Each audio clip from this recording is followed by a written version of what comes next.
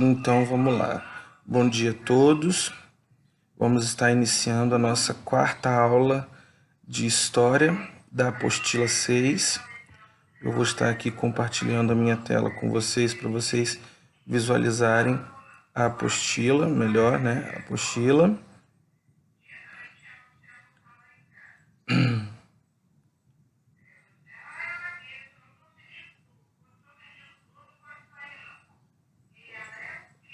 Todos vocês estão vendo a apostila?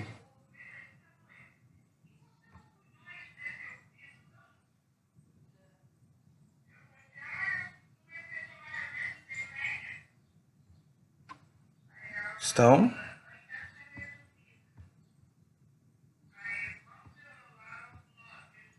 Sim, sim. Ok. Então, pessoal, na aula passada, com a professora Mirella, ela explicou para vocês como que foi, né, o período do Brasil colonial. O que aconteceu logo assim que o Brasil tornou-se colônia de Portugal, né, quais foram as ações de Portugal naquele primeiro momento, naquele primeiro contato. Hoje, nós já vamos ver como que aconteceu a implantação do governo geral. Olha só, o rei de Portugal decidiu melhorar esse sistema, né? E em 1548 implantou o sistema governo geral.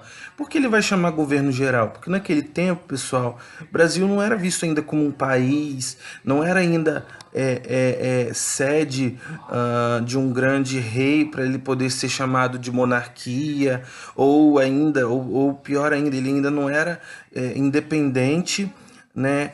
O suficiente para ter um líder e ser chamado de presidente, como a gente tem hoje. Então, chama-se governo geral por quê? Porque Portugal vai nomear uma pessoa, um líder, para governar toda todo o Brasil, pelo menos na parte que cabia Portugal, né? Que vocês devem ter estudado na aula passada sobre o Tratado de Tordesilhas, e lá explica exatamente, não é isso? Quem ficou com qual parte, né? Portugal ficou com a parte oriental e Espanha ficou com a parte ocidental. Mas vamos lá. Então, implantou o sistema do governo geral, um centro político para administrar toda a América Portuguesa, comandado pelo governador-geral. O governador-geral passou a centralizar a administração local, reduzindo a autoridade e responsabilidade dos donatários. Então, quem era o donatário mesmo? Vocês já devem ter visto. Era o líder de cada capitania, né? Então, quando chega esse governador-geral e passa a administrar tudo, ele diminui, ele reduz a responsabilidade que cada donatário tinha em cada capitania, certo? O governador-geral chefiava o governo, mas contava com o auxílio de 3 autoridades. Olha as 3 autoridades que ele tinha, que ele contava, ó, o provedor-mor, que era responsável pelas finanças, né? Aquele responsável pela arrecadação de imposto, contas do governo. Temos o ouvidor-mor, que era responsável pela justiça, e o capitão-mor, responsável pela segurança, né? Apoio a donatários e colonos no combate a índios e franceses. Então, pessoal, nós vamos ver que foi criado também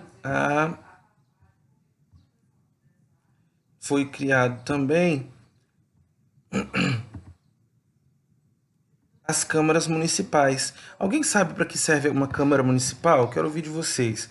Alguém sabe para que serve uma câmara municipal? Estamos aí em período de eleições.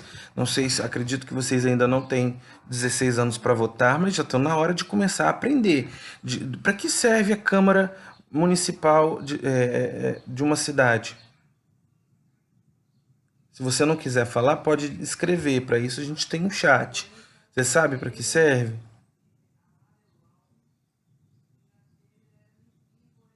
Faço a mínima ideia.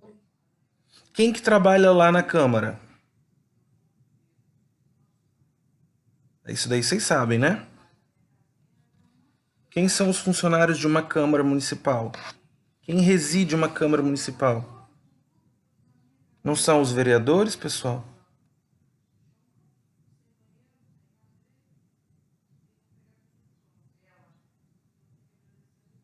Então, são os vereadores. E aí o que que acontece? Qual é a função de um vereador? Por isso a importância de vocês votarem certo, ou se não vocês, os parentes de vocês. Às vezes a gente pensa que a função de um vereador é o quê? É justamente lhe dar favores. Às vezes tem pessoas que pensam, fulano é candidato a vereador, então vou pedir um favor, ou vou pedir um emprego, ou vou pedir... Não, não é essa a função de um vereador. O vereador não está aqui, ele não é responsável para te dar, para trazer facilidades para a população. A função dele é fiscalizar o executivo. O que é fiscalizar o executivo? Fiscalizar o prefeito.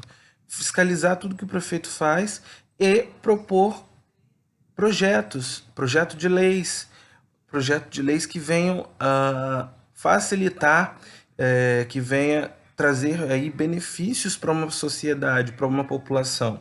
Então nós vamos ver que lá em 1549 surgiram aí as primeiras câmaras municipais. Então vamos entender, ó, as câmaras municipais funcionavam como ramificações do governo geral em toda a colônia. A administração das vilas era feita pelas câmaras municipais compostas pelos homens bons. Naquele tempo, o vereador ainda não tinha sido ainda não tinha esse nome, né, vereador. Ele era chamado de homens bons. Só que era qualquer um? Claro que não. Eram homens brancos, nascidos no local, proprietários de terra e escravos. A administração das vilas, ó, era composta pelas câmaras municipais, era feita pelas câmaras municipais, composta pelos homens bons da colônia, ou seja, brancos nascidos no local.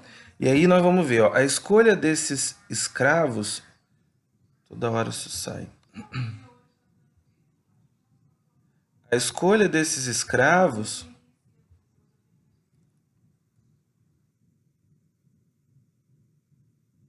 perdão, a escolha desses chamados homens bons era realizado pelo voto censitário, ou seja, pela elite agrária local, pelas elites agrárias locais.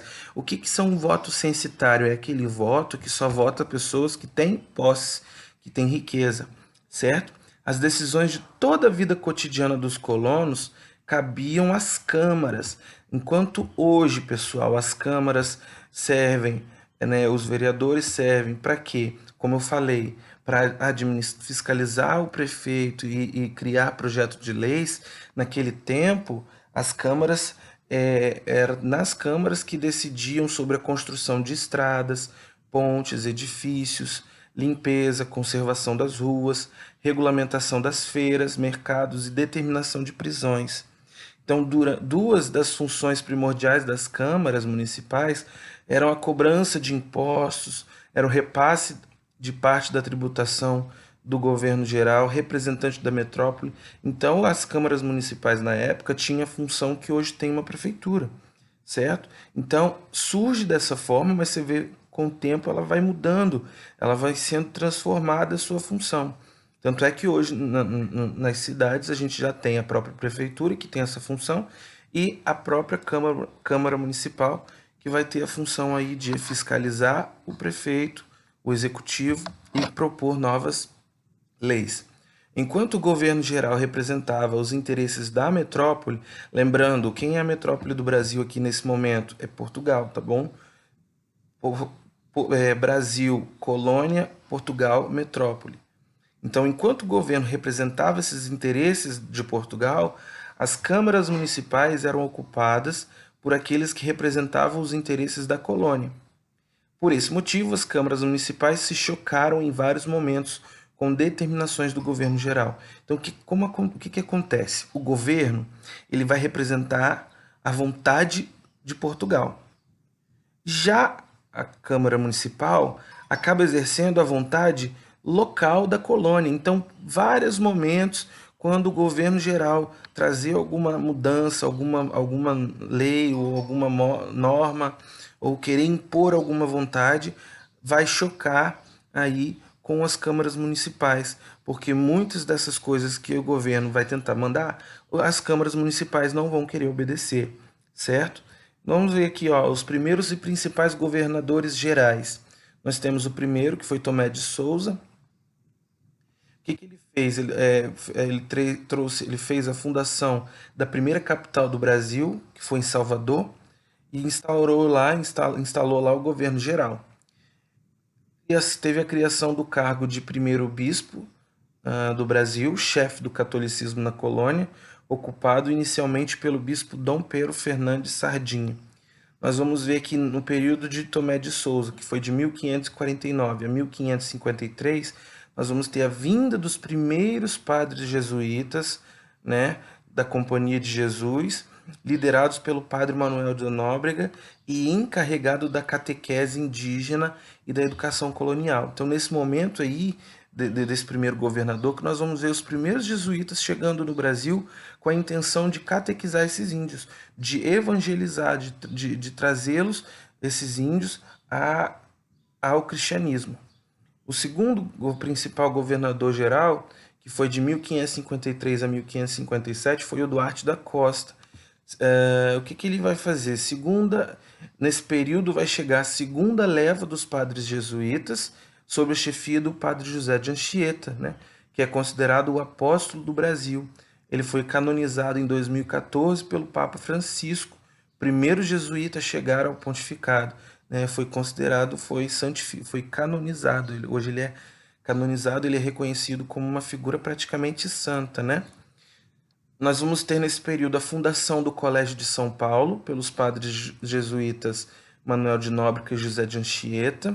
Nós vamos ver, houve nesse período um conflito entre o governador-geral, defensor da escravidão indígena, e o primeiro bispo, que era defensor da catequese, né, chamado a Portugal. O bispo Sardinha naufragou no litoral de Alagoas, onde foi devorado pelos índios caetés em ritmo antropofágico. Olha que loucura. O primeiro bispo era defensor da catequese e ele acabou naufragando no litoral da Alagoas e sendo devorado pelos índios. Claro, né, pessoal? Porque os índios daquele tempo, eles eram forçados a se converterem ao catolicismo. Eles não queriam uma nova religião. E aí esses padres católicos que chegaram, esses jesuítas que chegaram ao Brasil, muitos deles o forçavam a se converter. Nós vamos ter nesse período também a Confederação dos Tamoios, que foi a maior revolta indígena contra a escravidão e a ocupação territorial movida pelos portugueses. Nós vamos ter também o início da invasão francesa à Baía de Guanabara, né, no Rio de Janeiro, com uma invasão francesa. Alguns franceses vão chegar aqui.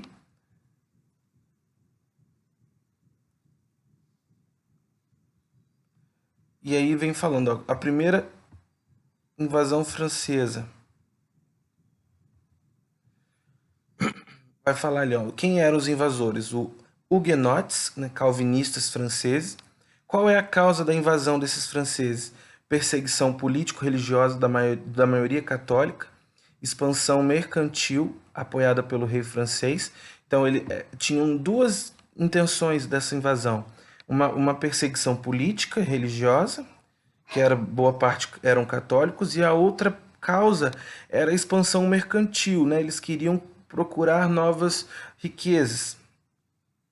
Líder da invasão é Villegaigon, e a colônia fundada na Baía de Guanabara eles chamaram de França Antártica, naquele período que eles ficaram ali, e os aliados militares, alguns índios tamoios. A Confederação dos Tamoios. Entre 1554 e 1567, os tupis-guaranis de várias regiões do litoral sudeste, Rio de Janeiro, Angra dos Reis e Ubatuba, tupis, porque, pessoal, nós temos vários tipos de indígenas, né? Tanto temos só os tupis e temos os tupis-guaranis. Então, os tupis, como os goitacás e os aimorés, se aliaram e travaram muitas batalhas contra os portugueses. Essa aliança ficou conhecida como Confederação dos Tamoios. Tamoio quer dizer em tupi o mais velho ou antepassado, que significou a união dos mais antigos, isto é, dos primeiros donos da terra. Então, ou seja, os primeiros donos da terra, esses tupis guaranis, eles se uniram, eles se aliaram Para quê? E travar uma batalha aí contra esses portugueses. Os portugueses aliaram a outros grupos indígenas como o Guaianás, o Temiminós e os Carijós e massacraram os tamoios. Claro, né, pessoal? É bom a gente entender que aqui no Brasil existia várias tribos indígenas, certo? Só que muitas dessas tribos, uns eram inimigos dos outros. Então, mesmo quando eles criam ali a Confederação dos Tamoios, como os Goitacás e os Aimorés, que eram chamados de Tupis-Guaranis, contra os portugueses, os portugueses fizeram o quê? Se aliaram com outros grupos indígenas, provavelmente grupos inimigos desses grupos que eu citei, como os Guaianás, Temiminós e os Carijós, e lá acabaram massacrando, né, os tamoios.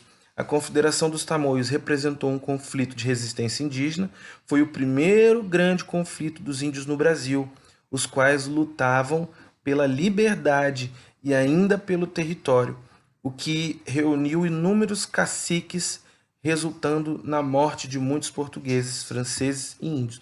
Então muitos acabaram morrendo com essa confederação aí, que foi considerada o primeiro grande conflito indígena no Brasil. Os jesuítas. Quem eram os jesuítas? O que eles vieram fazer aqui? Os jesuítas faziam parte de uma ordem religiosa católica chamada Companhia de Jesus. Não sei se vocês lembram, quando nós estudamos sobre a Reforma Protestante, vocês viram que lá na Europa, né, Martinho Lutero se revoltou contra a Igreja Católica e criou as igrejas protestantes, que são consideradas hoje as igrejas evangélicas, certo? Em contraproposta, né, a contra-reforma que a Igreja Católica fez, porque ela perdeu muitos fiéis, né, com essa reforma de Martinho Lutero. Então, o que a Igreja Católica na época fez? Relembrando aí que vocês já viram isso na apostila anterior. Eles fizeram a contra-reforma. E uma medida dessa contra-reforma foi a criação da Companhia de Jesus.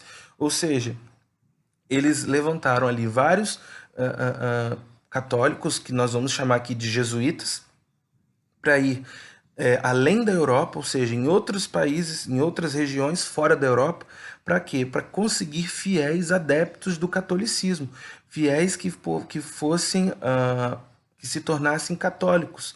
Então é nesse contexto que essa Companhia de Jesus vai chegar ao Brasil, né? Olha aqui, ó. Eles foram criados com o objetivo de disseminar a fé católica pelo mundo. No Brasil, eles chegaram em 1549 com o objetivo de cristianizar as populações indígenas no território colonial. Ou seja, o objetivo deles era converter os índios ao catolicismo, né? A serem cristãos.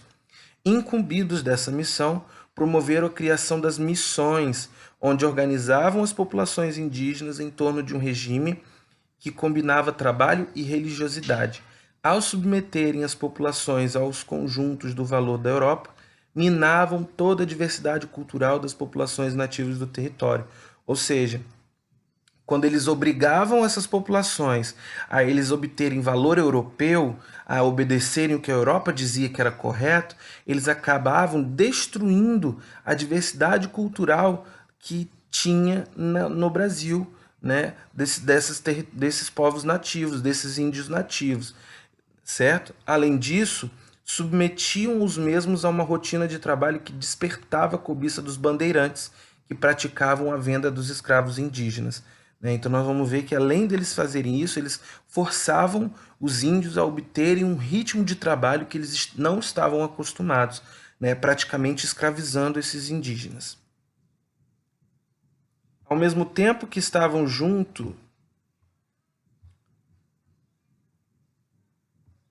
ao mesmo tempo que atuavam junto aos nativos, né, os jesuítas foram responsáveis pela fundação das primeiras instituições de ensino do Brasil colonial.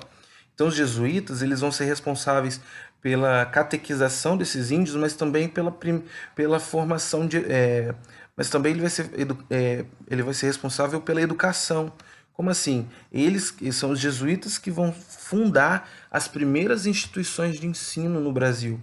Os principais centros de exploração colonial contavam com colégios administrativos dentro da colônia. Além de contar com o apoio financeiro da igreja, os jesuítas também utilizavam da mão de obra indígena, ou seja, do trabalho desse índio, no desenvolvimento de atividades agrícolas. Isso fez com que a Companhia de Jesus acumulasse um expressivo montante de bens no Brasil.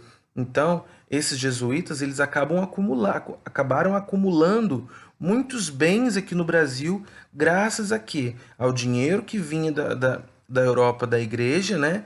E também com a ajuda desse trabalho indígena.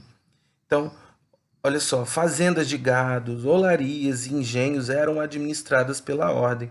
Ao longo da colonização, os conflitos com os bandeirantes e a posterior redefinição das diretrizes coloniais portuguesas deram fim à presença dos jesuítas no Brasil em 1759. Então vocês vão ver que os jesuítas vão ficar aqui no Brasil administrando, colonizando aí, catequizando também por vários e longos, né, anos. Eles só vão conseguir definitivamente eles só vão saírem do Brasil em 1759. Professor, eles viveram mais de 100 anos? Não, não é isso. É claro, com o passar do tempo, né, novos jesuítas vieram para o Brasil, certo? Então eles chegaram aqui em 1549, mais ou menos, e esses jesuítas só vão ser retirados definitivamente em 1759. É claro que até lá eles saírem, né, muitos índios aí já entraram, já acabaram virando católicos, não só indígenas, como vários moradores que aqui viviam. Quem eram os nativos? Estima-se na época que a chegada dos portugueses havia no Brasil de 5 a 6 milhões de indígenas. Olha quantos índios, pessoal.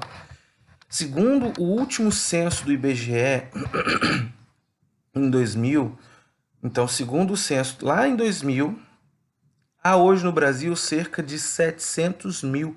Olha a diferença, pessoal. 5 a 6 milhões para 700. Isso lá em 2000, já temos 20 anos desse censo. Então, muito provável que esse número já tenha caído, certo?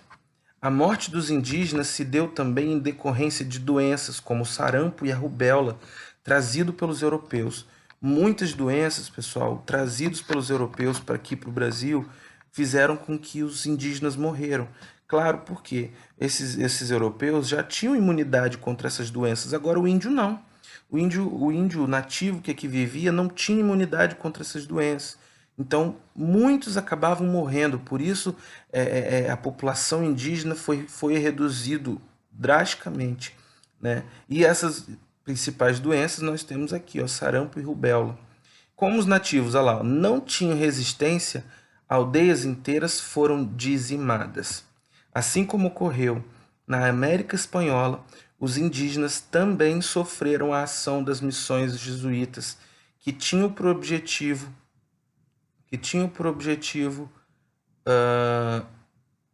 converter esses povos ao cristianismo e protegê-los da escravidão. As frequentes fugas individuais e coletivas, as revoltas e a resistência do trabalho imposto pelo colonizador foram formas de reação dos diversos grupos indígenas contra as missões jesuítas. Então, pessoal, é claro que muitos desses índios, sendo totalmente explorados, sendo imposto um tipo de cultura que eles não estavam acostumados, que eles não acreditavam que era o catolicismo, sendo imposto ao trabalho que eles também não estavam acostumados, você acha que eles iam ficar contentes? Claro que não. Então, muitos desses índios acabavam sendo reagindo, né, a esse tipo de tratamento e acabavam fugindo, né,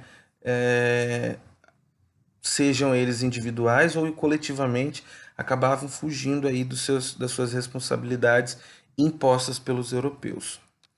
Nós vamos falar agora de Mendissá. Tudo isso a gente veio entendendo, ó, compreendendo, dentro do Duarte da Costa, né, que foi o segundo governador geral. Agora aqui o próximo é o Mendes Sá, um governador geral também do Brasil, que ficou aí de 1557 a 1572. Nesse período aconteceu a pacificação da Confederação dos Tamoios. Então nós vamos ver que após um grande massacre, Mendes Sá se aproxima da igreja, né, e estabelece uma parceria com os padres jesuítas, né, ameaçados com a presença calvinista na colônia. Anchieta e Nóbrega promoveram paz de Peroig, onde os tamoios desfazem as alianças com os franceses. Nós vamos ver a expulsão dos franceses, né? Estácio de Sá, sobrinho do governador-geral, o Estácio de Sá, que é sobrinho do Mendes Sá, ele foi nomeado donatário da recém-criada capitania do Rio de Janeiro, onde fundou a atual cidade do Rio de Janeiro, que serviu de base militar para a expulsão dos franceses no Brasil. Então ele vai ser um responsável, por isso que até existe hoje uma faculdade chamada Estácio de Sá, em homenagem ao sobrinho do governador, que foi aí nomeado, né, o primeiro donatário da capitania do Rio de Janeiro, que foi recém-criada. Em 1752, o que vai acontecer? Após a morte de Mendes Sá, a coroa portuguesa, ainda percebendo inúmeras falhas na administração da colônia, resolveu dividir a América Portuguesa em dois governos gerais. O governo do Norte, com Salvador, né, a cargo de Luís de Brito e Almeida, e o governo do Sul, com Rio de Janeiro, com Antônio Salema. Então, pessoal, nós vamos ver que, ainda com o governo geral, o Brasil ainda passava por várias falhas, né? Então, o que Portugal vai mandar fazer? Vamos dividir em dois governos gerais. Ao norte, nós vamos ter, na Bahia, o governo geral de Salvador, liderado aí por Luís de Brito e Almeida, e ao sul, né, um pouco mais ao sul, né, que na verdade hoje é sudeste, nós temos o governo do sul, que é no Rio de Janeiro, liderado por Antônio Salema. Com o fracasso da divisão, deu-se a reunificação em 1577. Salvador era novamente a sede sob a administração de Lourenço de Veiga. Ou seja, essa divisão, olha aqui a divisão, pessoal. Governo do Norte e Governo do Sul. Essa divisão, claro, não sei se vocês podem perceber que o Brasil, como ele é hoje, ele está aqui pela metade. Lembrem, porque ainda nós temos a outra metade aqui do Brasil, que naquele tempo pertencia aos espanhóis, ok? Nós, quando falamos de América Portuguesa, nós só falamos da parte ocidental, onde Portugal, ocidental não, oriental, perdão, ocidental é aqui, onde Portugal colonizou. Mas nós vamos ver com o passar do tempo que Portugal vai acabar dominando a parte dos espanhóis também. Então, aqui nós temos essa divisão feita em 1573 e a própria apostila já está dizendo que houve um fracasso nessa divisão. E ela foi reunificada em 1577, trazendo Salvador novamente como a sede administrativa sob a liderança de Lourenço da Veiga.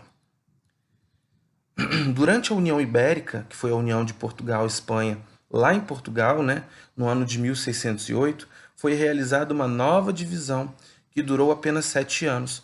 Por fim, de 1621 a 1774, o Brasil foi dividido novamente em 2 estados.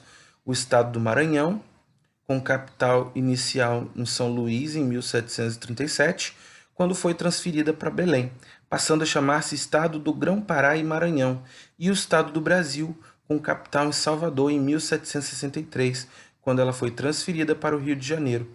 Em 1774, houve nova reunificação realizada pelo Marquês de Pombal.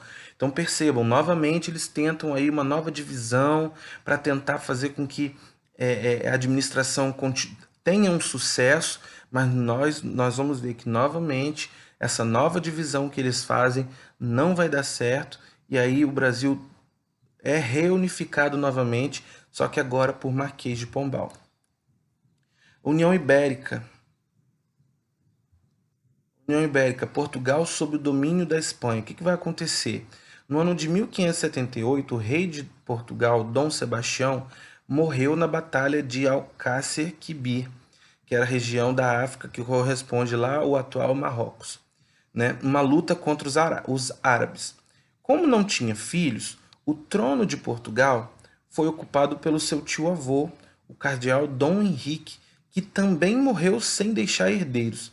A questão sucessória só foi resolvida quando, em 1580, o rei da Espanha Filipe II, que possuía descendência portuguesa por parte da mãe, invadiu e conquistou Portugal. Filipe II pertencia à dinastia de Habsburgo, uma das mais poderosas famílias da Europa. A partir daí, iniciou-se o domínio espanhol em todo o reino de Portugal e suas colônias. Esse início, que se estendeu até 1640, ficou conhecido como União Ibérica, pois unia Portugal e Espanha, ambos países ibéricos. Vamos entender. Então, antes dessa União Ibérica, que a gente chama a União de Portugal e Espanha, nós vamos ver que Portugal passou por uma crise de liderança, né? Uma crise política. Por quê? Nós tínhamos um rei, esse rei morreu numa guerra. Aí seu sucessor, era o seu tio-avô, assumiu, mas porque ele não tinha nenhum filho, né? Normalmente quem assume é seu filho. Como Dom Sebastião não tinha filho, assumiu um parente próximo, que era o cardeal Dom Henrique. Mas ele também morreu e não tinha herdeiro, não tinha filho. Nessa instabilidade política, o vizinho de Portugal, que era Espanha, liderado por Filipe II, que também tinha descendência de Portugal, até pela sua mãe, o que ele fez? Ele vai lá, invade Portugal e acaba dominando também Portugal. Então, Filipe II, nesse período aí de 1580 e 1640, né, ele acaba dominando tanto Portugal quanto Espanha. E aí a gente chama essa união aí de União Ibérica, ok, pessoal? Pois unia Portugal e Espanha, ambos países ibéricos. Agora nós vamos falar aqui sobre a dinastia de Bragança, que foi a partir de 1640. Ó. No ano de 1640, por que a gente está falando tudo isso de Portugal? Porque reflete aqui no Brasil, nós vamos entender. No ano de 1640, Portugal recuperou a sua independência quando o Duque de Bragança, Dom João IV, assumiu o trono português, dando início à dinastia de Bragança. A dinastia de Bragança foi uma das dinastias reinantes em Portugal. Foi fundada por Dom João IV em 30 de maio de 1640, que também reinou entre 1640 e 1656. Depois foi sucedido pelo seu filho Alfonso VI, que assumiu ali em seguida, que por sua vez foi sucedido por seu irmão Pedro II. Ao falecer Pedro II, assume seu filho João V, e no ano de 1750 subiu ao trono José I, cuja filha Maria da Bragança, herdeira do trono, casou-se com seu tio Pedro de Bragança e ambos reinaram conjuntamente com Maria I e Pedro III. Em 1807, quando os exércitos do imperador francês Napoleão Bonaparte entraram na Espanha e ameaçaram Portugal, a família real fugiu para o Brasil, né? E em 1816, João VI, filho de Maria I, subiu aos dois tronos, governando Portugal através do Conselho Regente. A dinastia de Bragança deixou de reinar em Portugal com a proclamação da República Portuguesa em 5 de outubro de 1910. No Brasil, foi afastada do trono também por um golpe militar republicano ocorrido em 15 de novembro de 1889. Bom, isso daqui foi um breve histórico da dinastia de Bragança, tá, pessoal? Para a gente entender o que aconteceu quando eles governaram tanto Portugal quanto aqui no Brasil. Mas, por exemplo, quando vocês estiverem no 8º ano, vocês vão estudar melhor como aconteceu a vinda da família real para o Brasil em 1808, né, ali com Dom João VI. Ok, pessoal? Então, a restauração portuguesa teve seu ápice em 1640. Por quê? Até 1640 nós vamos ver a União Ibérica, como nós falamos anteriormente, Filipe II dominando Portugal e Espanha. Muitas batalhas eram travadas entre Portugal e Espanha. Essas batalhas tiveram origem a partir de um golpe de Estado que deu fim à monarquia da dinastia filipina. Então, houve um golpe de Estado e a monarquia de Filipe II foi finalizada. Dom João IV encontrou um reino cheio de dívidas e com parte de suas colônias dominadas por outras nações. As dificuldades financeiras de Portugal impediam que os territórios ocupados pelos holandeses fossem recuperados, né? Então, acabando que nós vamos ter várias dificuldades aí de Portugal que vai impedir que os territórios ocupados pelos holandeses foram recuperados. Conselho Ultramarino. Já estamos finalizando aqui para a gente ir para a parte das atividades. Nós temos aqui o Conselho Ultramarino. Em 1642 ocorreria a maior mudança no que se referia às colônias portuguesas. É criado o Conselho Ultramarino, primeiro na África e na Índia e depois em todo o ultramar. O Conselho Ultramarino, o que ele buscava? Buscava superar, através das colônias portuguesas, a difícil situação econômica encontrada pela metrópole. Nesse contexto, o Brasil, a maior e a mais rica das colônias de Portugal, foi alvo de um aperto econômico e administrativo, e ao mesmo tempo de um estímulo de descoberta de ouro e pedras preciosas, ou seja, eles viram que Portugal estava passando por uma crise e o que vai acontecer? Eles vão passar a incentivar a busca ainda mais de ouro e pedras preciosas, certo? Então eles vão estar lá, ó, ele buscava superar através das colônias a difícil situação econômica enfrentada. Então, o Conselho Ultramarino vai dizer o quê? Vai lá em Portugal, né? Vamos entender, ó, vamos tentar superar a nossa crise investindo nas nossas colônias. É nesse momento que ele vai em busca. Primeiro, porque Portugal também tinha algumas colônias na África, né, pessoal? E eles também queriam ir em busca das Índias. Então, buscando as suas colônias na África, indo em busca das Índias e investindo também no Brasil, que era a sua maior e principal colônia na época, nós vamos ver que nesse momento essas colônias vão ser alvos aí de um aperto econômico e administrativo. O Conselho procurou também reduzir os poderes das câmaras municipais, caracterizados no localismo político dos homens bons da colônia. A autonomia das câmaras antes poderosas foi neutralizada.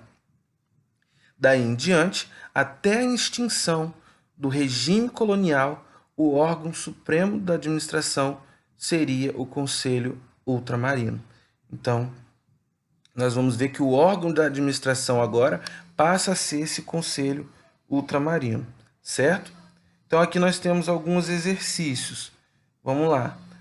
A centralização, número 4. A centralização político-administrativa do Brasil colônia foi concretizada com a... Então nós temos aqui, ó, 4 opções, A, B, C e D. Vocês vão ver. A centralização político-administrativa do Brasil foi concretizada com o quê? O que permitiu a centralização político-administrativa? É só vocês voltarem lá no início da aula. Número 5. O que foi a União Ibérica? Nós citamos, só vocês escreverem. Número 6. No período pré-colonial, a atividade econômica que teve maior destaque foi...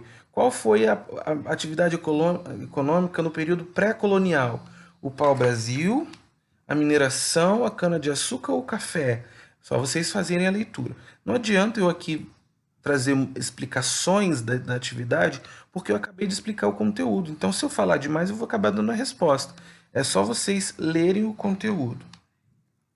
Em 1534, a coroa portuguesa dividiu o território em 15 partes que ficaram conhecidas como...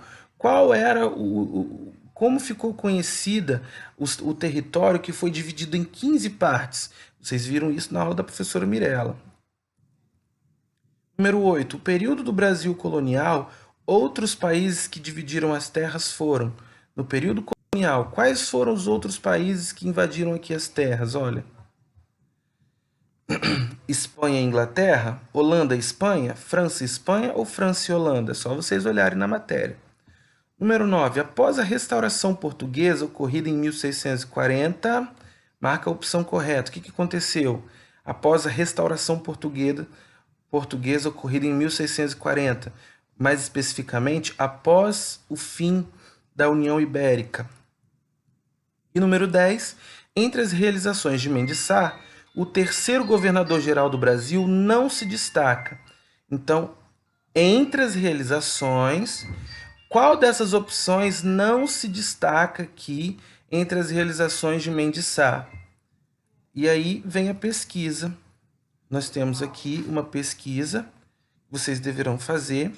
A Companhia de Jesus foi fundada por padres jesuítas, ao qual surgiram em 1534, fundado por Inácio Loyola, com o objetivo de promover o catolicismo. Já que na época estava surgindo a Reforma Protestante, os primeiros jesuítas chegaram ao Brasil para promover uma educação formal para os índios. Então vamos lá. Os primeiros jesuítas chegaram no Brasil e vieram com a caravana de Tomé de Souza, em 1549. O objetivo dos jesuítas era catequizar os índios. Para isso, primeiramente, teria que ensiná-lo a ler e a escrever. Por isso, pessoal, que ficou responsável desses jesuítas a ensinar, a alfabetizar esses índios. Por quê? Para eles ensinarem uma nova religião, né, principalmente a Bíblia, né, e toda a religião cristã, eles precisavam primeiro ensinar esse indígena a ler e a escrever. Então, ao longo de 20 anos de ensino, os jesuítas construíram 5 escolas de educação elementar e 3 colégios. Então, qual é a atividade? Como atividade de pesquisa, faça uma pesquisa e descubra quem foi o padre José de Anchieta, né? Um líder jesuíta responsável aí por catequizar esses índios, por trazer a educação para o Brasil. Então vocês têm aí, ó, todas essas linhas para vocês fazerem uma pesquisa biográfica, né? A biografia sobre o padre José de Anchieta. Tá bom, pessoal? Eu não quero que vocês. Eu vi que em outras apostilas aí que tinha pesquisa, vocês deixaram praticamente em branco, tá? E aqui, por fim, nós temos uma autoavaliação. Quais atividades você considerou mais fáceis e por quê? Algum ponto da apostila não ficou claro para você? Qual? Você saberia apontar exemplos da atualidade considerando o que aprendeu na apostila? Se sua resposta for sim, escreva. Se você sabe de algum exemplo da atualidade que você possa comparar, considerar o que você aprendeu na apostila, escreva aí para mim, para fazer um favor. E por fim, na questão 14, você vai dizer como você avalia a sua compreensão dos assuntos. Você avalia que você compreendeu, que a sua avaliação foi excelente, que você não teve nenhuma dificuldade, que foi boa, que você teve algumas dificuldades só, mas não conseguiu resolver, que foi regular, né? Que foi difícil compreender, ou que foi ruim, que você teve muita dificuldade em compreender. Quais seriam essas avaliações? Ok, pessoal? Façam isso para mim. Alguma dúvida até aqui?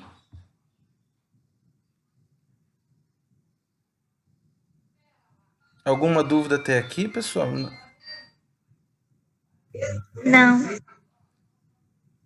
Então tá bom. Então nós vamos finalizar aqui. Eu vou finalizar a gravação. Não. E aí vocês deixam o nome de vocês lá no grupo. Tá bom? Qualquer dúvida, eu até acho que até 10, até 10 horas, 10 e meia, ainda é aula minha, né, no WhatsApp. Então, qualquer dúvida que vocês tiverem, vocês perguntem lá. Eu sei que a aula foi um pouco longa, mas é assim mesmo, tá?